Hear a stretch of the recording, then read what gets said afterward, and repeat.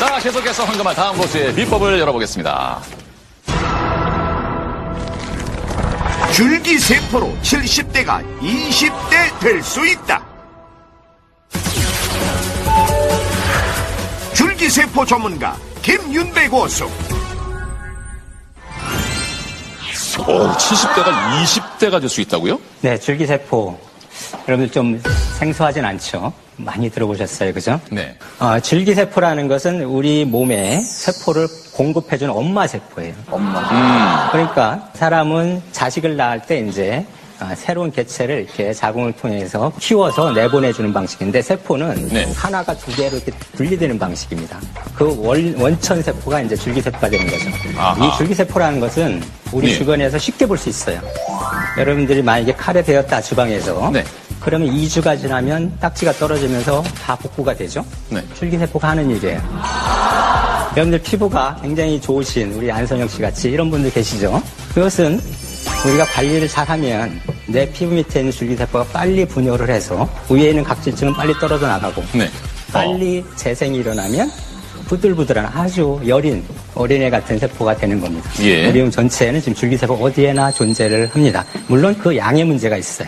어렸을 땐 상대적으로 많은데 나이를 먹어가면서 굉장히 수가 적어져요. 줄어들어요, 점점점. 그러니까 충분히 보충을 못 해주니까 우리가 노화가 이제 눈으로 보이게 되는 그런 것이고. 예. 그러면 우리 지구의 나이를, 지구를 거꾸로 돌릴 수는 없어요. 다만 생물학적인 나이, 생물학적인 시간은 거꾸로 돌릴 수가 있을 거라고 생각을 하고 최소한 거꾸로 돌리지 않더라고 하더라도 시계를 늦출 수는 있다. 이미 아시다시피 일본에서 야마나카 교수라는 분이 우리 체세포를 그냥 우리 피부세포를 떼서 네. 시계를 거꾸로 돌렸어요. 그래서 줄기세포로 원점으로 돌려놓은 거죠. 그러니까 그 채취한 사람의 나이가 60이었는데 네. 그 세포가 어릴 때, 아기가 태어날 때 그 세포로 돌아갔다는 뜻이에요. 실제로 저희는 이제 동물을 가지고 연구를 하는데 사람으로 치면 90세가 되는 그런 늙은 쥐. 이제 앞으로 두세 달 후에는 죽을 만한 그런 쥐예요. 옆에서 건드려도 물 생각도 안 하고 귀찮다고 아무 생각이 않고. 없어요. 네. 거기에다가 줄기세포를 이식하면 젊은 쥐보다 수영을 더 잘합니다. 네. 운동 능력이 털하게 개선이 되고 제가 연구하는 치매 줄기세포를 이식을 하면 기억력도 네. 젊은 쥐하고 같이 맞짱을 뜰 수 있는 정도로 이렇게 회복이 된다는 겁니다. 네네. 그렇다면 이것이 다만 동물에서의 문제만이냐? 분명히 사람도 앞으로 우리가 예. 법적으로 그런 문제가 해결되고 부작용이 해결되는 그러한 시점이 오면 네. 사람에서도 이것이 환상만은 아니다. 분명히 이루어질 수 있는 네. 가능성이 있는 기술이다. 이렇게 제안을 드리고 싶습니다. 그러면 직접 쥐 대신 제가 거기 들어가 있으면 안 돼요. 아니, 뭐 젊으시니까요. 근데 실제로 그러면은 좀 연세가 드신 분이 직접 줄기세포 치료를 받아서 젊어진 사례가 있습니까? 나라마다 그 법이 약간씩 다릅니다. 우리나라에서는 허용이 안 되는 예. 그런 법을 갖고 있어요. 다른 나라의 사례는 다만 어떻게 다른 됐나요? 나라는 그렇지 않은 나라들이 또 많이 있습니다. 예, 예. 실제로 캐나다의 억만장자인 패션 디자이너 피터 리가드라는 사람이 있는데 예. 이 사람의 나이가 이제 70 정도 됐는데 이 사람은 지금 줄기세포를 계속 맞고 있어요. 돈도 있겠다 해서 맞고 있는데 한 4년 정도 맞았다고 합니다. 네. 그래서 마이애미 대학에서 그 사람의 근육을 검사를 해봤더니 실제로 근육세포가 젊은이들처럼 돌아왔다.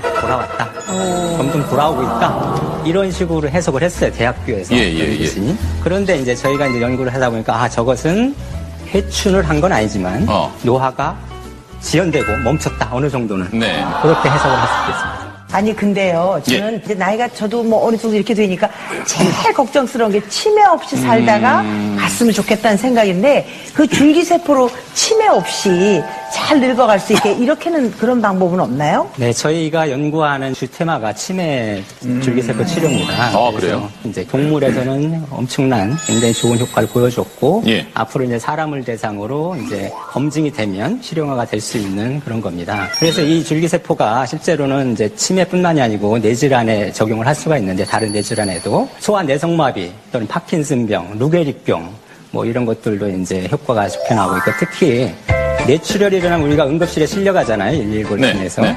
가서 3시간 이내에 이 혈관을 뚫어주지 않으면 이제 반신불수가 되는 정도로 이렇게 되는데 물론 아직까지는 동물 실험 결과지만 줄기세포를 그때 혈관 뚫을 때 주사를 하게 되면은 뇌경색 면적이 10분의 1로 줄어들어요. 그러면 사람인 경우라 그러면 아직은 성급한 판단이지만 네. 반신들 불수가 될 수 있는 사람이 걸어 나올 수도 있겠다. 이 정도의 효과를 내고 있습니다. 아, 그런 예측이 가능합니다. 동물에서. 양재준 교수님, 뭐 또 다른 질병에도 이렇게 적용이 될 수 있습니까? 실제로 지금 그 임상 연구 중에서 삼상 연구, 그러니까 마지막 연구를 진행하는 걸로 알고 있는 게 이제 척수 질환이죠. 네. 그러니까 척수 손상 질환. 그러니까 우리가 이제 보통 하반신 마비가 되는 게 아하. 척수 신경을 손상을 받았을 때 일어나는 건데 그런 거에 대한 게 진행이 되고 있고 실제로 작년인가 재작년에 아마 모 대학병원에서 직접 척수에 줄기세포를 2차례, 3차례 정도 주사를 해서 그분이 아예 그냥 사지마비였었는데 휠체어를 타고 다니는 뭐 그런 것들이 기사가 난 적이 있었고요.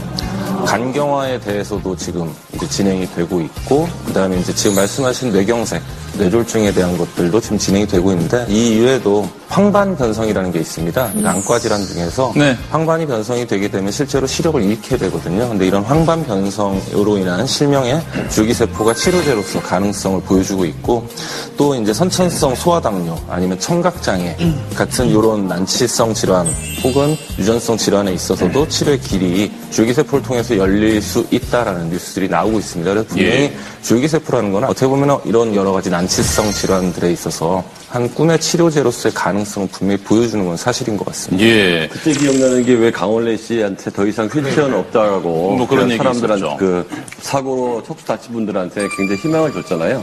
아직도 그런 게 가능한 건가요? 그러니까 김은배 교수님, 이게 어떤 한계가 어디까지로 보십니까? 그럼 모든 뭐 질병, 이거 무슨 뭐 흔히 말하는 만병통치가 될 수 있는 것인지. 그 당시에 이제 강원래 씨가 어떤 이슈의 대상이 됐어요. 강원래 씨를 이렇게 세울 수 있다. 근데 이미 그러한 척수손상 환자한테 식약처의 승인을 받아 지금 임상시험을 하고 있어요. 아하. 그렇다면 지금 임상시험 하고 있다는 것은 분명히 되니까 한다는 거예요. 동물에서는 분명히 됐고, 실제로 시간을 두고 5년, 10년 만에 휠체어에 있던 사람이 지팡이를 짚고 일어날 수 있는 날이 있을 거라고 해서 지금 식약처에서 승인을 내준 거거든요. 그러니까 그 가능성이 충분히 있다는 거고요. 줄기세포의 오로지 가능성만 얘기하면 우리가 자동차를 수리한다고 한번 생각해 보세요. 자동차가 만약에 펑크가 나면 타이어를 갈아 끼우는 방식이 있고 떼우는 방식이 있는데 그것이 떼우는 방식은 줄기세포 방식이고 타이어를 갈아 끼우는 건 장기 이식 방식이에요. 만약에 콩팥이 망가지면 콩팥 이식 많이 받잖아요. 실적으로 그러는. 예. 심장도 이제 돼지 심장으로부터 얻으려고 지금 하고 있어요. 그러면 만약에 뇌가 망가지면 뇌를 바꿔 끼면 되죠. 그죠? 자, 그러면 뇌가 망가지면 그게 안 되니까 그것은 줄기세포라는 거예요. 뇌를 바꿔 낄 수가 없으니까.